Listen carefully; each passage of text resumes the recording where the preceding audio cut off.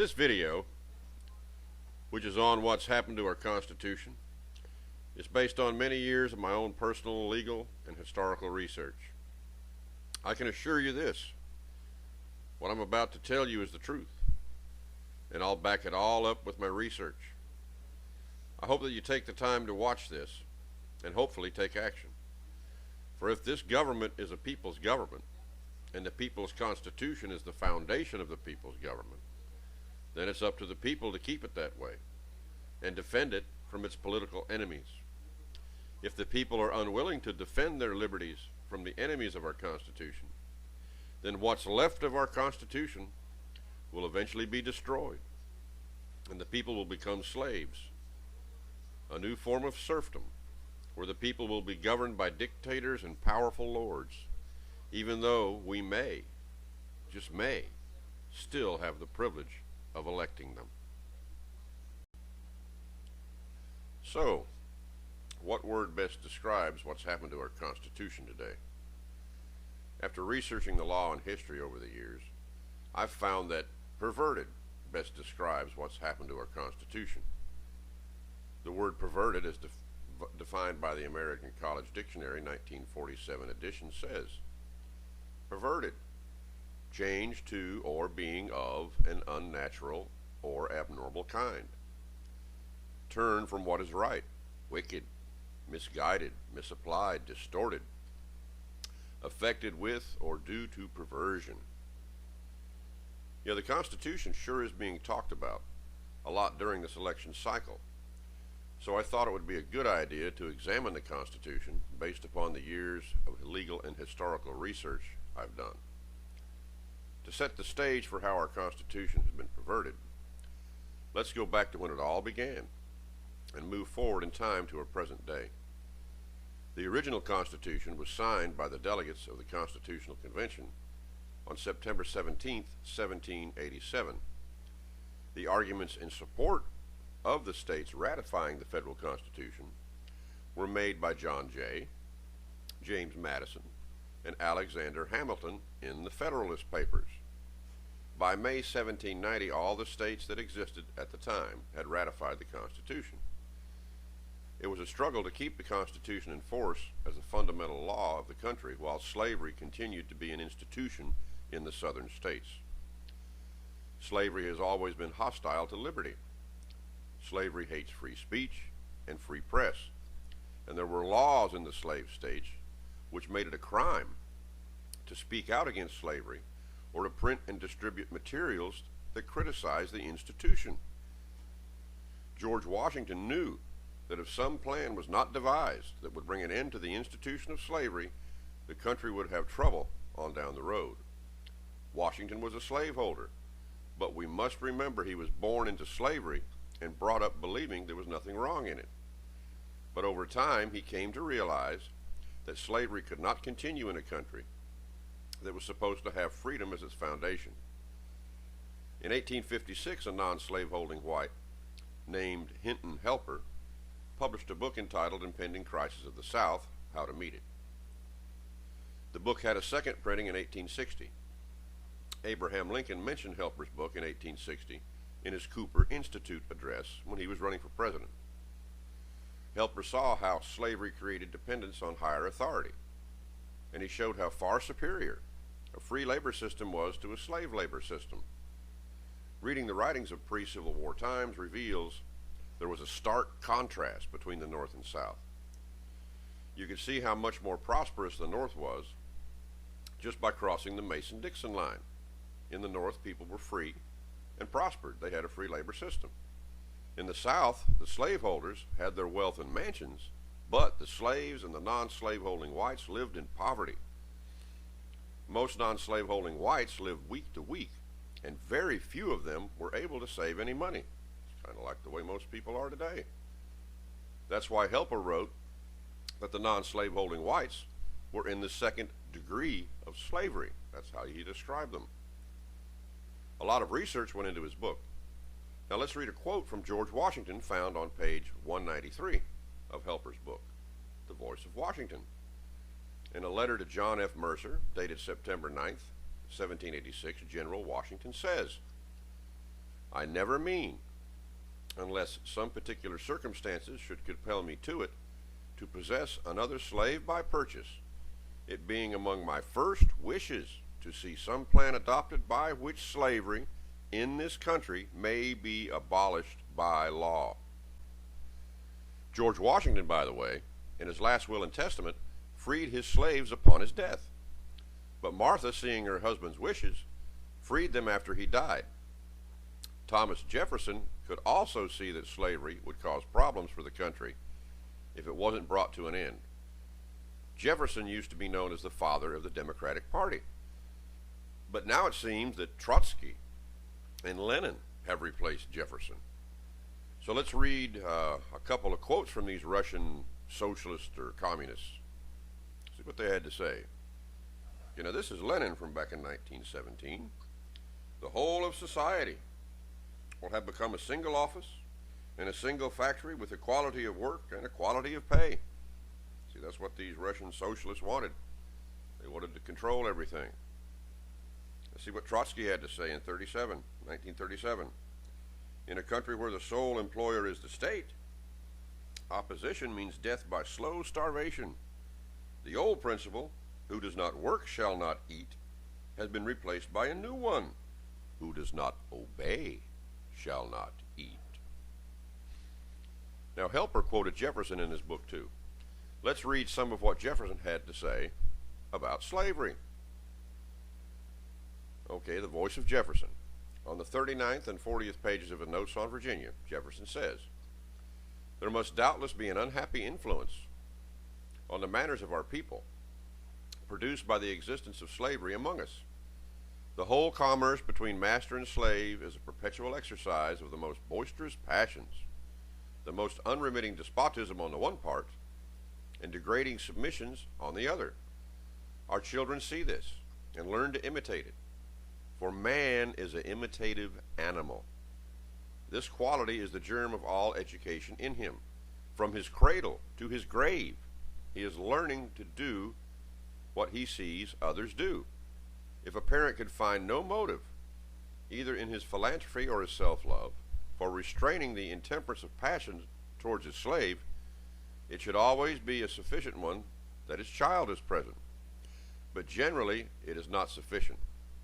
The parent storms, the child looks on, catches the lineaments of wrath, puts on the same airs in the circle of smaller slaves, gives a loose rein to the worst of passions, and thus nursed, educated, and daily exercised in tyranny, cannot but be stamped by it with odious peculiarities. The man must be a prodigy who can retain his manners and morals undepraved by such circumstances. And with what execration should the statesman be loaded, who, permitting one half the citizens thus to trample on the rights of the other, transform those into despots, and these into enemies, destroys the morals of the one part, and the amour patriae of the other. Amour patriae means the love of one's country. For if a slave can have a country in this world, it must be any other in preference to that in which he is born to live and labor for another, in which he must look up the faculties of his nature, contribute as far as depends on his individual endeavors to the evanishment of the human race, or entail his own miserable condition on the endless generations proceeding from him. With the morals of the people, their industry is also destroyed, for, in a warm climate, no man will labor for himself who can make another labor for him. This is so true that of the proprietors of slaves, a very small proportion indeed are ever seen to labor. And can the liberties of a nation be thought secure when we have removed their only firm basis, a conviction in the minds of the people that these liberties are the gift of God, that they are not to be violated but with his wrath? Indeed, I tremble for my country when I reflect that God is just, that his justice cannot sleep forever, that considering numbers, nature, and natural means only, a revolution of the wheel of fortune, an exchange of situation is among possible events, that it may become probable by supernatural interference, The Almighty has no attribute which can take side with us in such a contest. Well, it didn't take long, after Jefferson and all the other Democrats like him died, that the Democratic Party embraced slavery and did all they could to expand and strengthen it. But what is it that gives slavery its force?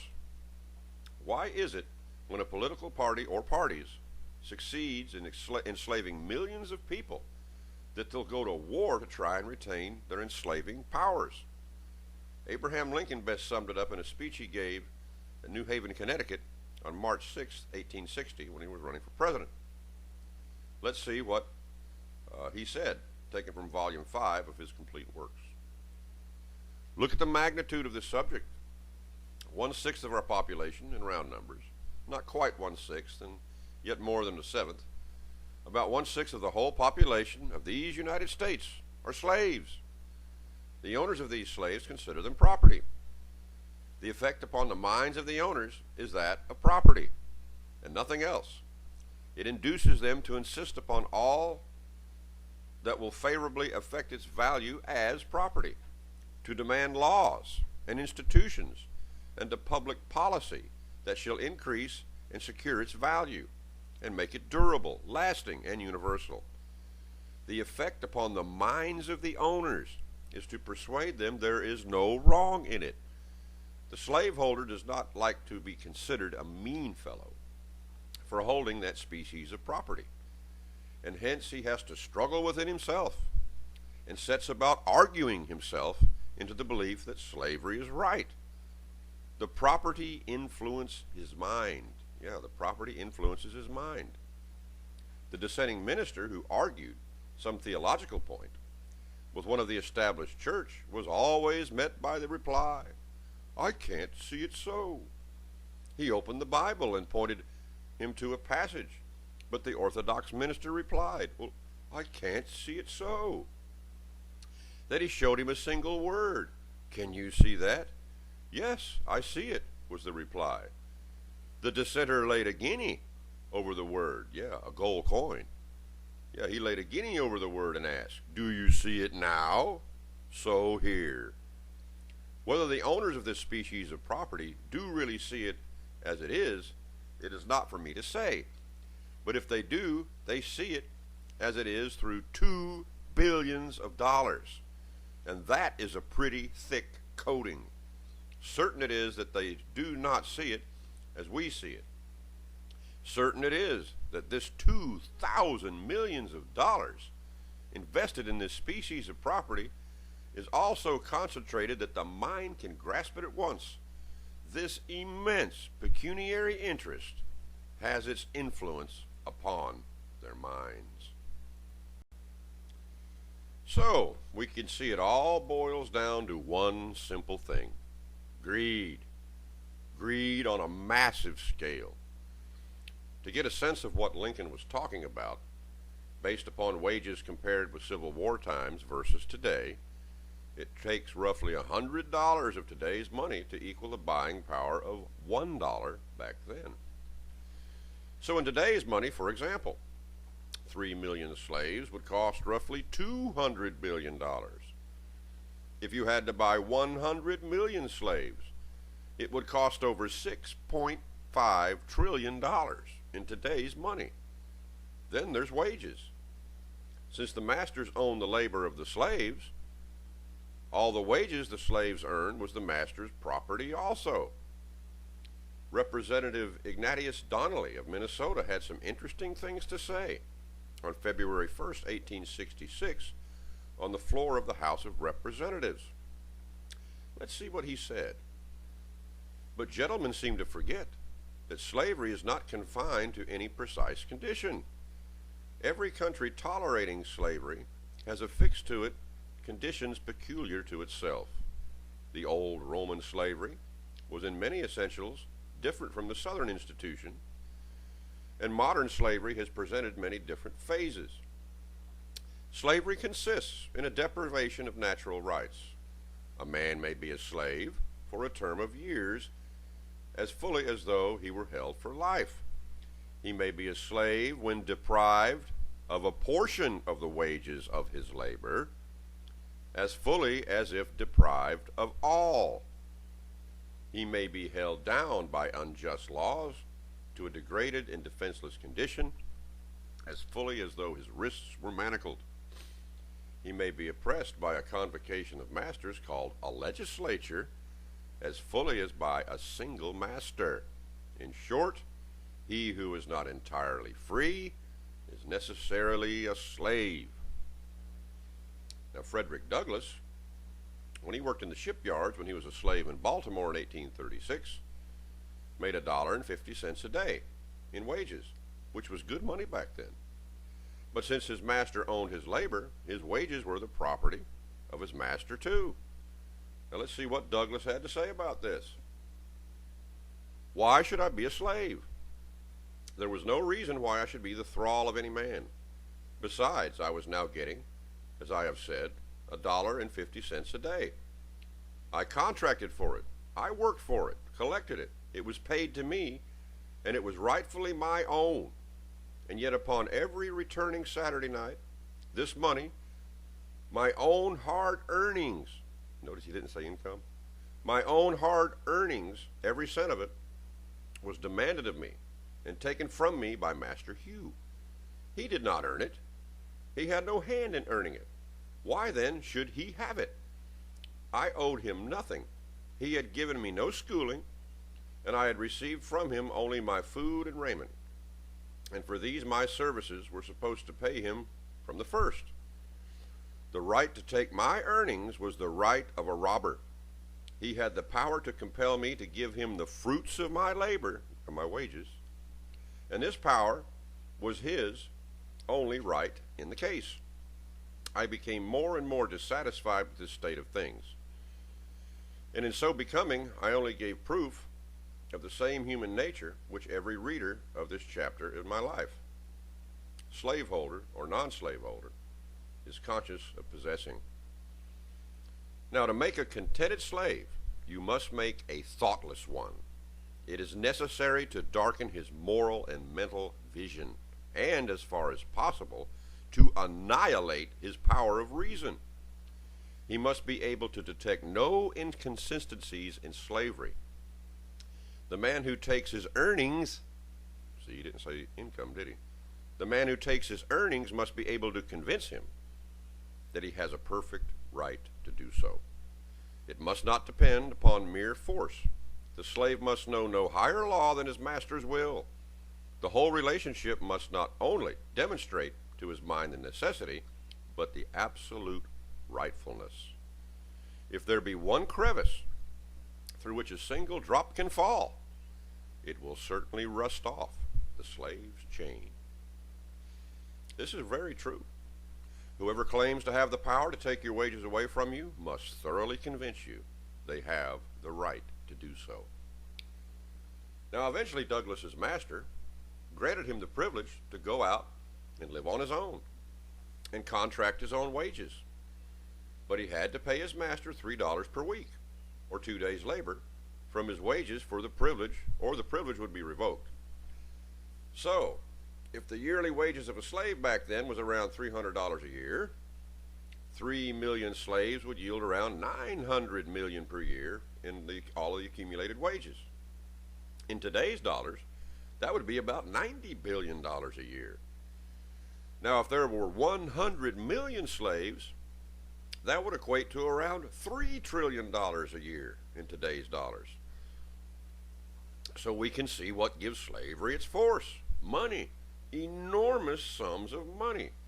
Like Lincoln said, this immense pecuniary interest has its influence on their minds.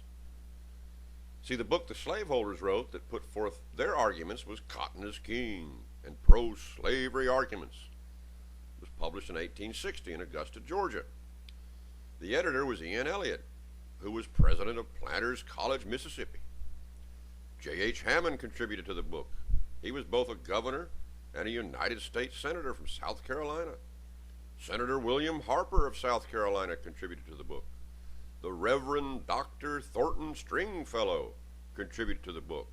All very prominent men from back then.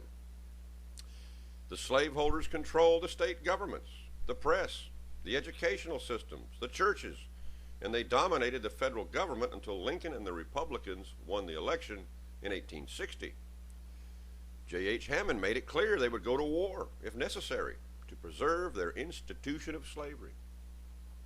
Let's see what he said in Cotton is King on page 663. We are well content to give up the Union sooner than sacrifice 2,000 millions of dollars, and with them all the rights we prize. You may take it for granted that it is impossible to persuade or alarm us into emancipation or to making the first step towards it. Nothing then is left to try but sheer force. If the abolitionists are prepared to expend their own treasure and shed their own blood as freely as they ask us to do ours, let them come. We do not court the conflict, but we will not, and we cannot shrink from it.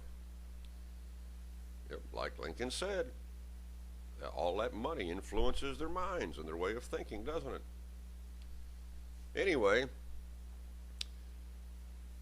we all know that the agitation over slavery resulted in the South seceding from the Union, and a great civil war erupted. Men like Washington and Jefferson were right that if some plan was not devised to end slavery, the country would face trouble in the future, and a destructive civil war caused by the slavery agitation cost the lives of around 600,000 souls, and roughly another 500,000 people were wounded. Yeah, a total of 1.1 million people dead and wounded in that war. It was the most destructive war in the nation's history. After the Civil War, the right to free labor was expanded to include all people by virtue of the 13th Amendment. The 14th and 15th Amendments further guaranteed equal rights to all races of people. Then there was the Dred Scott decision, which was handed down in the 1856 term of the U.S. Supreme Court. The very beginning of the case says, Declaration of Independence does not include slaves as part of the people. Well, what did that mean? You see, according to the Declaration of Independence, our rights are supposed to be inalienable, and our rights can only be taken away by punishment for crime after conviction. This is especially true with the right to free labor, where the worker has the right to go out and find work, contract that work for the highest wages they can get, and receive those wages in full. All taxes the worker paid would be indirect taxes when they spent their money as a consumer.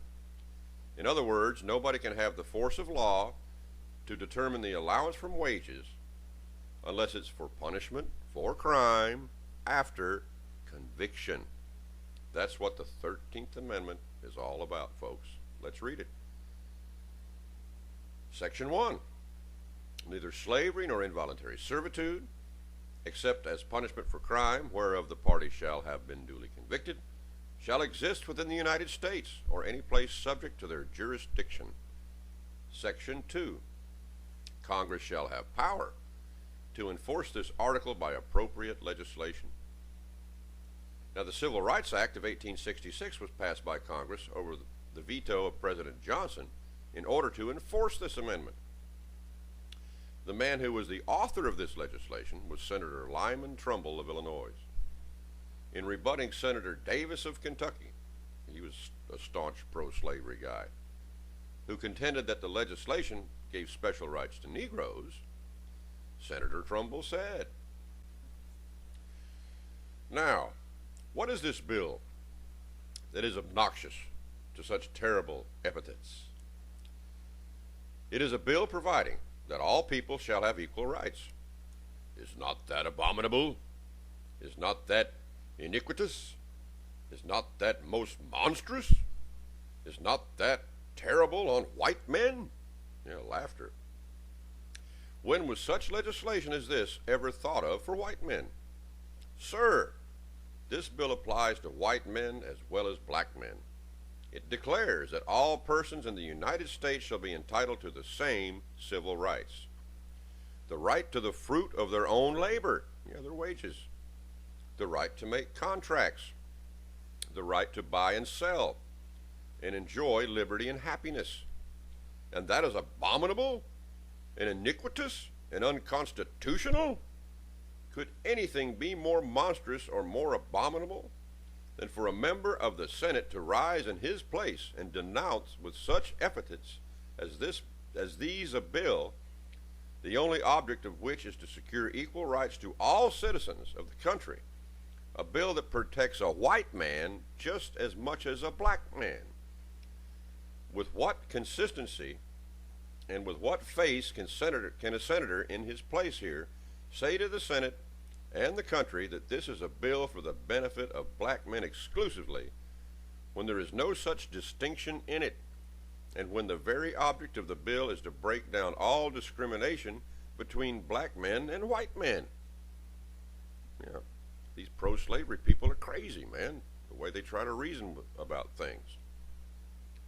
Anyway, it mattered not whether slavery or involuntary servitude was imposed by chattel slavery or by arbitrary law. All races of people were protected by this law. Notice Trumbull said that all persons in the United States shall be entitled to the right to the fruit of their own labor. In the Dred Scott versus Sanford case, which was the controversial slave case from the 1856 term of the U.S. Supreme Court, we can see what is at the very core of what slavery is. This is what Justice Curtis said. In other words, the status of slavery embraces every condition, from that in which the slave is known to the law simply as a chattel, with no civil rights, to that in which he is recognized as a person for all purposes, save the compulsory power of directing and receiving the fruits of his labor. Which of these conditions shall attend the status of slavery must depend on the municipal law which creates it and upholds it.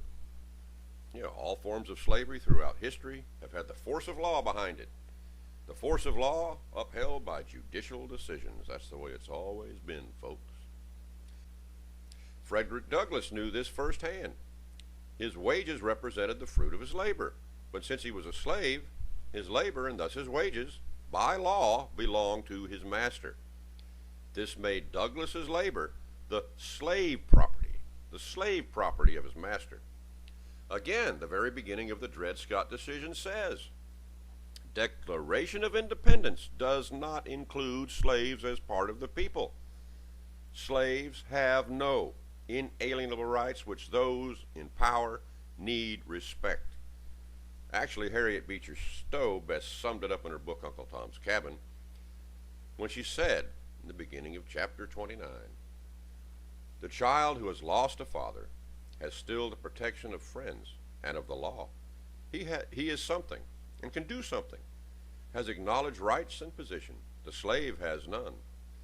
The law regards him in every respect as devoid of rights as a bale of merchandise. As we all know, it took a great civil war to bring an end to the institution of slavery in America. The people that lived through that period in our history are long dead. So the only way to get an understanding of what people went through and the thinking of that time is to read the writings and court cases of that period, which is what I've done. Lincoln told us that the struggle against slavery in all its forms was a struggle that had existed throughout history, and that this struggle would continue long after he was gone. In a reply to the Working Men's Association of New York on March 21st, 1864, Lincoln said, Gentlemen of the committee, the honorary membership in your association as generously tendered is gratefully accepted. You comprehend, as your address shows, that the existing rebellion means more and tends to more than the perpetuation of African slavery, that it is, in fact, a war upon the rights of all working people. So, if some form of slavery gets imposed upon the people in the future, we can expect the new slave power to act in a similar fashion to the slaveholders of Lincoln's day. And shortly after his re-election, on November 10th, 1864, this is what Lincoln said. The strife of the election is but human nature practically applied to the facts of the case. What has occurred in this case must ever recur in similar cases. Human nature will not change. In any future great national trial, compared with the men of this, we shall have as weak and as strong, as silly and as wise, as bad and as good.